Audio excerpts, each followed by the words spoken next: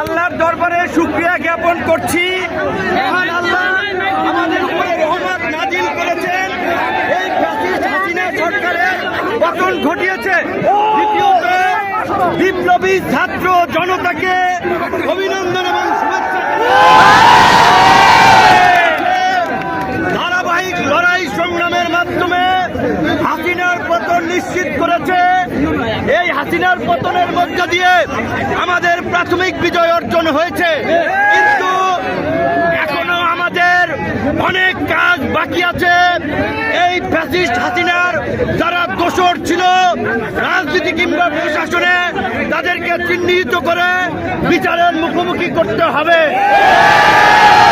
এখন পর্যন্ত অন্তর্বর্তীকালীন সরকার হয় নাই। এইখানে যেন কোন সামরিক শাসন কিংবা কোন ভারত নিয়ন্ত্রিত সরকার প্রতিষ্ঠা না হয়, সেই জন্য রাজনৈতিক ঐক্যমতের ভিত্তিতে অনতিবিলম্বে অন্তর্বর্তী সরকার গঠন করতে হবে। এবং ছাত্ররা ডক্টর মোহাম্মদ ইউনূসকে প্রধান করার যে প্রস্তাব দিয়েছে, আমার দল এবং আমরা সেই প্রস্তাব সমর্থন করছি। আমরা অনুরোধ জানাবো, আজকে সন্ধ্যার আগে মহামান্য রাষ্ট্রপতি ডক্টর ইউনূসের নেতৃত্বে অন্তর্বর্তীকালীন সরকার গঠন করে বিলুপ্ত কুকুরদের উপরে হামলার এদেশীয় এজেন্টদেরকে ব্যবহার করাটা চক্রান্ত করছে।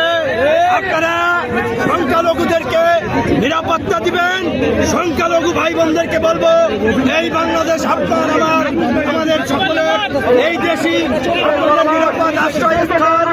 সবাই আপনারা মিলেমিশে থাকবেন, সকলে শান্ত থাকবেন, শান্তিপূর্ণভাবে আনন্দ উচ্ছ্বাসের বহিঃপ্রকাশ ঘটবেন। যারা গুরুতর অপরাধ করেছে তাদের ক্ষমা নাই। টিভি কার্যালয়ে আমাদেরকে গরু ছাগলের মতো ঝুলাইছে। হারুনের নেতৃত্বে এডিসি শাহীন শাহ, যুগ্ম কমিশনার খন্দকার নুরুন নবী সহ যারা, তাদেরকে অবশ্যই বিচারের মুখোমুখি। আমি বলেছিলাম, লজ্জায় তারা বলেন নাই।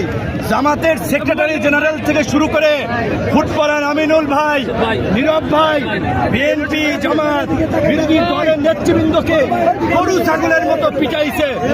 প্রশাসনের মধ্যে এই দুর্বৃত্তদেরকে চিহ্নিত করে অবশ্যই চাকরিচ্যুত করে জেলে ভরতে হবে।